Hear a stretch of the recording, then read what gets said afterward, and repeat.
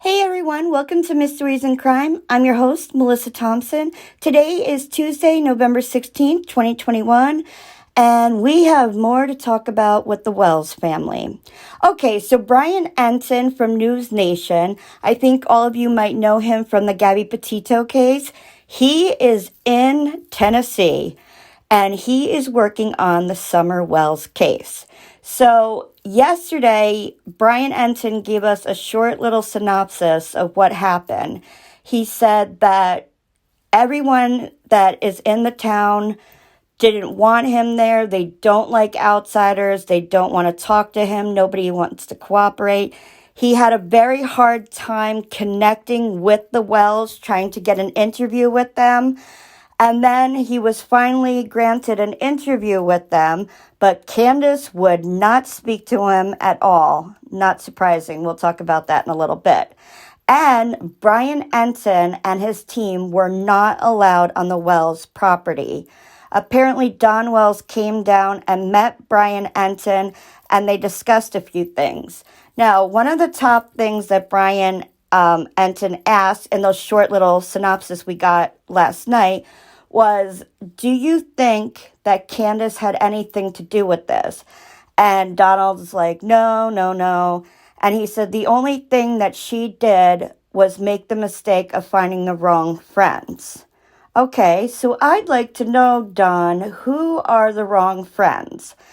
And why do you seem to be angry at the fact that everyone is pointing to the possibility of it being someone all of you knew that took Summer? Now, here's where we get into some more craziness. But first, I just wanted to tell you, also, Chris McDonough from the interview room, he also went on News Nation last night, and he spoke about how he believed that this case, he always said he never thought this case left the house. Now, he was in that home. He interviewed Donald. He interviewed Candus, and he got a sense of who Summer was. Now, he too said to News Nation that he believes that the person that took Summer Wells is someone they know. Now, law enforcement still has no evidence of an abduction. They have no evidence whatsoever, and they keep saying this over and over to us, okay? So tonight, Brian Entin said he had a very long conversation with Donald, so we will hear that tonight, and I will be on here tomorrow to discuss that with you. Now, here's where it gets crazy, you guys. I was watching Ziggy, but I didn't see her channel till this morning. And apparently she had a live last night that kind of went bonkers, if you will. Okay, so she was playing the little segments from News Nation with Brian Entin, and then the one with News Nation and Chris McDonough. Now, we know that Donald nor Candus is a fan of Chris McDonough in the interview room. And I don't think Chris McDonough really cares. These people are, I wouldn't want them as my friends. They're not people that are caring and loving. And you're going to see what I mean by that. Okay, so Ziggy is doing her thing. I'm watching this morning, okay? And next thing you know, Don calls Ziggy. Well, that call was outrageous, you guys. It was chaotic. It was despicable. It was full of anger. You could hear Candus screaming in the background, all kinds of curse words. All kinds of curse words came out of Donald's mouth to Ziggy. Ziggy could not even explain herself, you guys. Donald called her every name he could think of, and then he let out a racial slur, and it was the N-word. And that's when Donald really, really made me angry, because I'm sorry, there is no place for that word, nor the words that you called Ziggy and everybody that was watching. Do you know that shows that you have no class. It seems that you have no education. I teach my children every day that we are all equal, to treat everyone equal. Everyone deserves respect. But Donald and Candus, you guys are the exception to my rule. And I don't talk to my kids about the Wells case at all. But I would not want them to hear the language that you said on that phone call. And I think what set you off was Chris McDonough from the interview room going on News Nation, where he's talking about someone you know took Summer. And then Ziggy reiterated all this when she was playing the clips on her live last night. She didn't do anything wrong, but Don and Candus were angry, beyond angry, you guys. So they decided to call up, and she's telling them, like, first she was trying to take the call privately and not put it publicly. And then she goes, I'm live. And she goes, do you want to go on air? And he said, yes. So he knew exactly what was going on.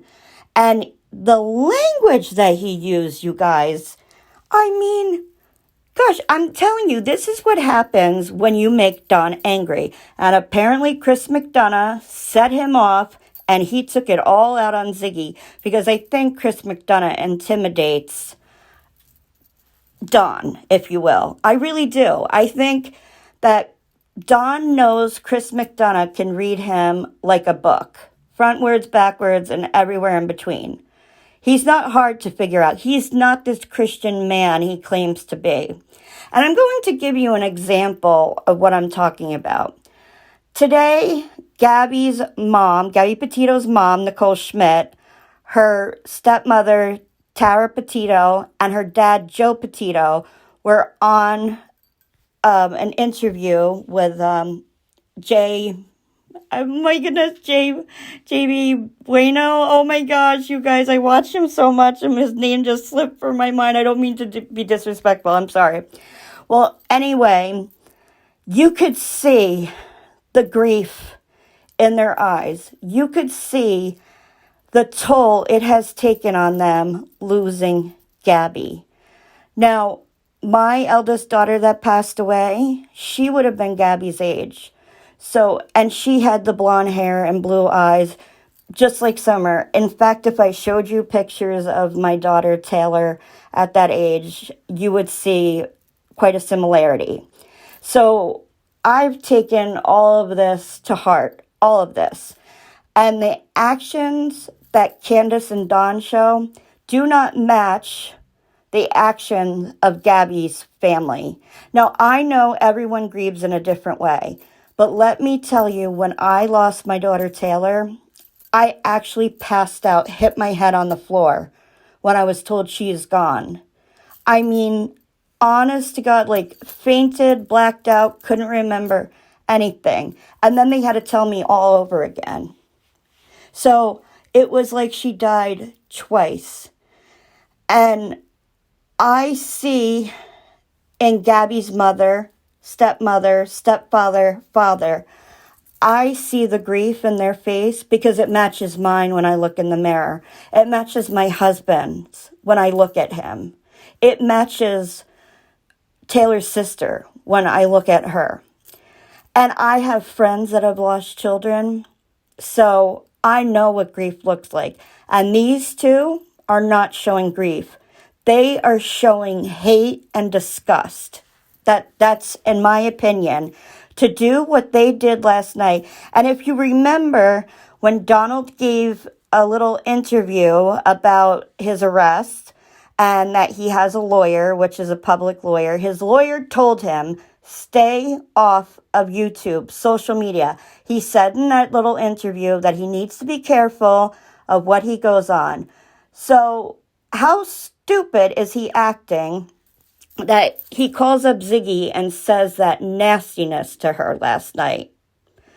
I mean, he's not making the case to us that he is a good man, because I've never met a Christian like that before. And I think his religion is just a way for him to be perceived as this amazing, wonderful person, which he is not. And I also wanted to share with you something that I found doing research. You know how Summer's head was shaved? Well, do you know in some religions, shaving the head is a punishment? They do it on purpose. They shave their head. So I'm not saying that's the case here, but as soon as I read that, I thought of Summer. Because if you recall, both Candus and Dawn said she took to Robin and other women like her in the church because they dressed nice and their hair was done and they put makeup on and they took care of themselves. She wanted to be like that, Summer. She loved princesses and dresses and dancing. So how did that end up happening to her? Because there's so many mixed stories that she wanted her hair like that. I don't believe that Summer wanted her hair shaved like that. Summer seemed very girly. And you could be very girly and still want to play in the mud. Because I was very girly growing up and I still loved playing in the mud. I loved making mud pies. I loved climbing trees and doing all that stuff. So they can't tell me that just because she wanted to do things like her brothers, that she still wasn't a girly girl. She still loved princesses. She loved Elsa. So I just find that whole thing strange. So what are they so upset about that they don't want it to be someone they know? It almost seems in a way that they know who it could be. And that's why they want it to be an absolute stranger. And in fact, that's what Dawn and Candus were both yelling at Ziggy about. Why can't you believe it can be a stranger? It's a stranger. I mean, that just set the two of them off. And I absolutely believe that they were, in my opinion, drinking and doing something else because they sounded like it. They were both slurring their words. And do they even think about this the next day after what they'd done, or do they not care? Because they need to stay off of YouTube. Stop watching YouTube. If this sets you off so badly that you're going to call up somebody and start cursing at them and then using a racial slur, I'm sorry, I have no use for you because I don't live that way in my life. I love people, and I think we're all equal. And I love the fact that this country is so diverse. That's what makes us so special. We're so special because we have all these different cultures coming together. So I'd love to know your thoughts on what you think was going on with Dawn and Candus last night, calling Ziggy, whether you heard it or not, and what you think about Dawn's reaction to Chris McDonough. Was it Chris McDonough that set him off? Let me know all of your thoughts below, and I will be sure to let you guys be updated on what happens on News Nation tonight with Brian Entin. Hope you all are well. Have a beautiful week, everybody. Take care, you guys. Bye-bye.